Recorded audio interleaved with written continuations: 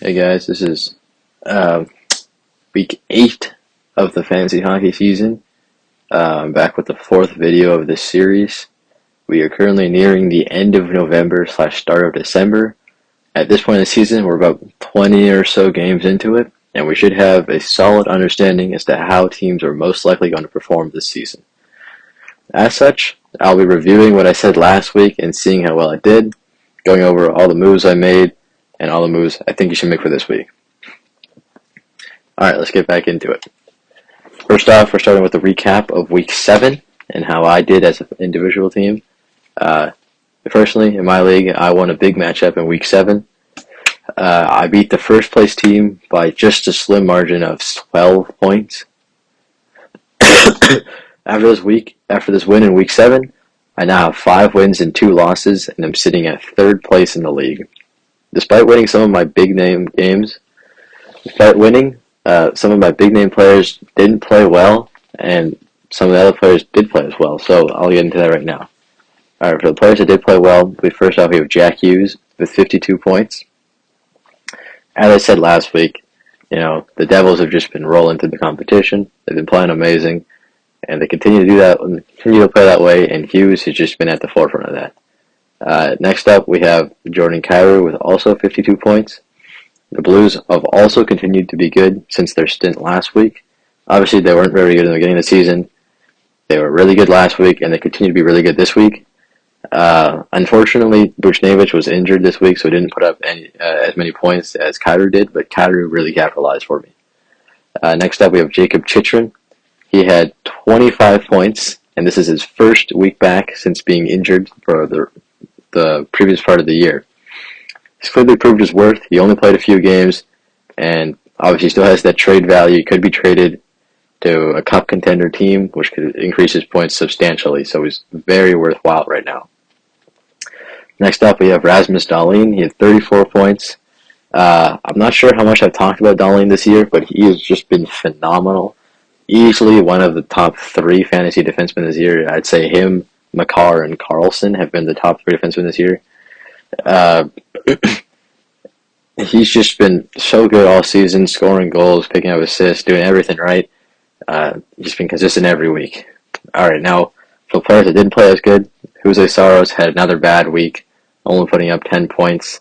He's been incredibly streaky this year, and he's making me question my decision in drafting him, and I'm not too sure what to do with him. I don't want to look for a trade just yet because he was really good last season.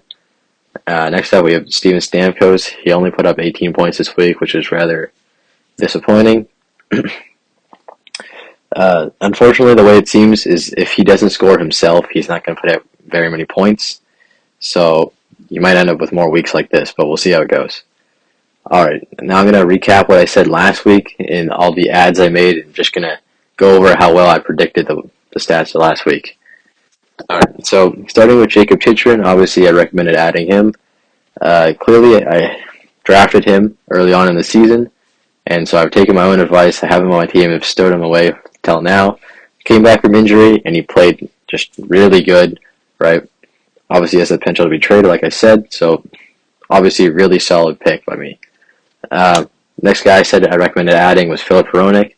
He's been good for most of the season, and even after my prediction, his play is just held at a steady level. If he keeps playing like this, he'll become one of those better defensemen in your fantasy league. He'll probably be on at least someone's team in every single league. As for Vanasek and Kochetkov, it seems obvious now that the starter is Kochetkov, so I don't believe it's worth having both of them, especially the same position and playing on the same team.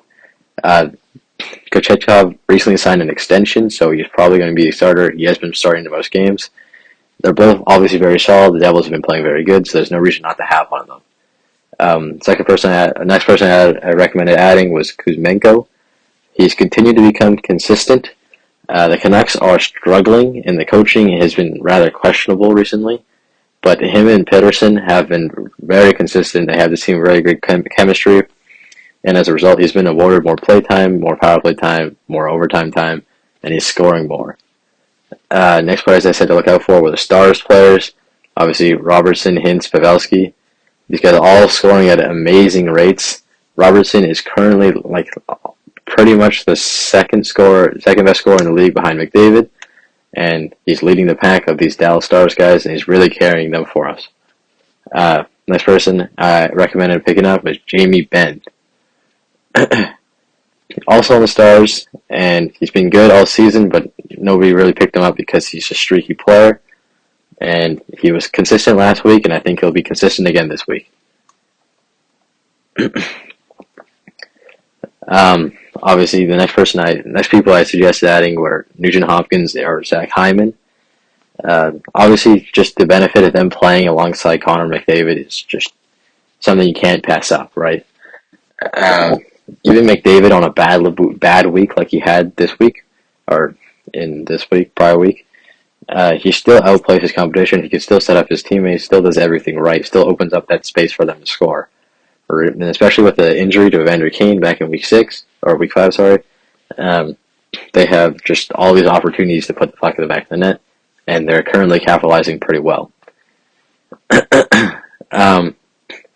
Obviously, I'm not going to recap, like you guys said, like I've seen before. I'm not going to recap the players I suggested dropping or trading away or trading for specifically, but the one player I will mention is Dominik Kubalik. Last week, I mentioned trading him, and it seemed to be correct as he played worse in Week 7, but he's also a player I would not mind on my team at all. He has lots of upside. He's a very consistent player. He works hard. He's not one of those guys that thinks he's a superstar and only goes out there and scores goals. He works hard at both ends of the ice, right? He's bound to score goals. If you can trade him away to get a haul, do it. If you can't, it's not that big of a deal. He is a good player to keep. All right, moving on to this week, we're going to go over the players I think you should add, the players I think you should drop, and the players I think you should trade for. All right, starting off with the players I think you should add. First person is Karel Vejmelka of the Arizona Coyotes. He's a great goalie. He's stuck on obviously a poor team, but as of recently, they've been playing all right, and he's obviously a phenomenal goalie, so anytime the Coyotes play all right, he's bound to put up lots of fantasy points. Also, there is no clear backup option for the Coyotes, so it's really just him. So he's starting most games. My next person I recommend adding is Brandon Montour. The Panthers are currently just injury-ridden on defense. Obviously, they traded away Mackenzie Weegar in the offseason, and Aaron Ekblad has been injured this season for the first 2 or 3 weeks, and hasn't really reformed back to full stride yet. So Brandon Montour has kind of been taking up the space, and he could be a potential stud on the power play alongside guys like Matthew Tkachuk. Next person I recommend adding was Stuart Skinner or Cam Talbot. Obviously, Stuart Skinner of the Edmonton Oilers and Cam Talbot of the Ottawa Senators. Both teams are solid, but they aren't playing as good as they could right now. The Senators are playing much worse than they should be. In Talbot's case, if the Senators find a way to finally win some games, what they should do because they have great forwards, then he'll just put up free fantasy points for your team. In Stuart Skinner's case, Jack Campbell has recently just proven his upset with how bad he's been this season, and Stuart Skinner stepped up, and so he could be a really good potential starting goalie for your team. The last player I think you should add this week is Mackenzie Weegar. Obviously, new player on Calgary Flames. The Calgary Flames haven't been playing all that great this season, so I think this one is a little risky, but at the same time, he's a defenseman, so it's not that big of a deal. Obviously, we're going to assume here that Kadri and Huberdeau eventually start to play a little bit better, because right now they're just performing terribly, and Weegar obviously being the power play 1 guy, which should take most of that, or power play 1/power play 2 guy, should take some of those benefits with him, and he can become a solid defenseman. Alright, now on to the guys I think you should drop or trade away. First off, we have Jacob Markstrom. Even though I just recommended adding Weegar and they're on the same team, Markstrom has been rather inconsistent this year, not very good at all. There's really no reason to believe he'll be starting even for the few weeks after this. Next player I think to drop is Jack Campbell. Obviously, like I said before, Stuart Skinner is replacing Jack Campbell as the starting goalie, so I don't think Jack Campbell's really worth holding. He doesn't have much trade value either. All right, now I think you should trade away John Gibson. He's a good goalie, but he's on a bad team, and he can't really keep up with the pace he's on right now. Right now, he's putting up decent fantasy numbers, and somebody in your league will want him. You can trade. You should be able to make a trade for him or away from him.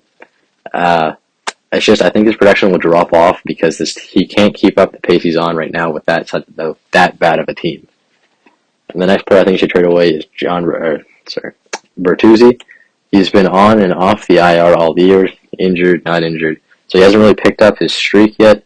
He hasn't got his footing down, right? He's just been shaky all year, and he can't really score properly. He just hasn't been consistent.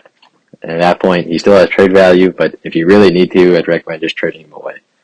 And then the last player I think you should drop or trade is Brock Besser. Realistically, I don't know how much trade value he has. I reckon probably not much. He's a solid player, but he doesn't really fit the Canucks system, and the coach doesn't seem to favor him at all as he's getting moved up and down the lineup like crazy. His ice time varies game to game, right? He's put up some points, a few assists, but realistically, he's not consistent on offense, and he's very, very poor defensively, so his offensive numbers don't cover his defensive spread. All right.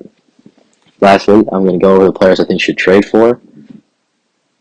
First off, we have John Klingberg. Despite being injured for most of this year, not playing, he is he was obviously proven to be a very valuable defenseman in the past. For example, when he was on the Stars, when he went to the playoffs, went to the finals, he was really good then. Right, last year he was really good on the Stars, so he can be an amazing stash. Just stash him away in your injured reserve spot, or just even at the end of your bench if you have space. And then also, there's a high chance he's traded at the deadline, just like Jacob Chychrun might be. And then in that case, if he's put on a good team for just 1 year, like the Colorado Avalanche or something like that, then his stats will definitely take like a big increase, and that'd be massive for your team. All right, now next player I think you trade for is Patrick Laine. I know I said I think you should drop him just a few weeks ago, but he has. He was injured then, and he came back, and he scored a few goals. He seems when he's healthy, he's very consistent in scoring. But the problem is staying healthy. If you are in a good spot, like top 3 in the leaderboards, and you think you can take up this guy that's going to be, on and off the IR for the next month or month and a half, right? Then I think you should trade for him because his trade value is very low right now because of his injuries. Right? But if you're in a good spot and you think you can hold him, then I definitely recommend going after him. The last 2 guys I recommend trading for are Sam Bennett and Sam Reinhart. A few weeks ago, I recommended adding Carter Verhaeghe as he and Tkachuk were playing well together, but that seemed to end off when the lines were mixed up. And now Sam Bennett and Sam Reinhart are taking the benefits of Matthew Tkachuk. They all work well together on the power play, and for this reason, they've all been scoring like great numbers.